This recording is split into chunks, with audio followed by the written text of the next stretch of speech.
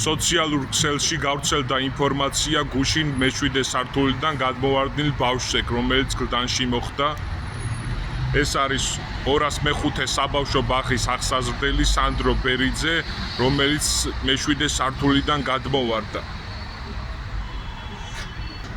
არ ვიცი უბრალოდ რა თქმა უნდა სიტყვები ან ყოფნის, ეხლა ლაპარაკი ძალიან რთული არის, მაგრამ პირველ რიგში სამშენებლო კომპანიებმა უნდა იფიქრონ ჩემი აზრით ამაზე, რომ დაცული იყოს, თუნდაც სეტყები იყოს კორპუსებში მერვე მეცხრესა მაღალ სართულებზე, ყოველ სართულზე სეტყები უნდა იყოს, დაცული იყოს იმისგან სართულები, რომ ბავშვმა არ იმაიმუნოს და არ გადმოვარდეს. ეხლა რა თქმა უნდა არ იციან ხო ბავშვებმა, არავინ არ იცის ხო რას აკეთებს და როგორ აკეთებს და სინამდვილეში უკვე 205 საბავშვო ბაღის აღსაზრდელი სანდრო ბერიძე იმსხვერპლა ამ ყოველივე.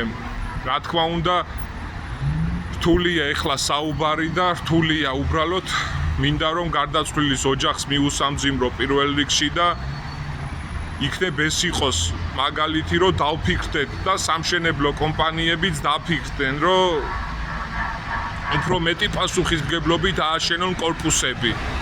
უსამძიმრებ გარდაცვლილის ოჯახს, მთელ საქართველოს 205 საჯარო ბაღის მასწავლებლებს და ზოგადად ყველას ნათელი და სანთელი არ მოკლებოდეს სანდრო ბერიძის სულს.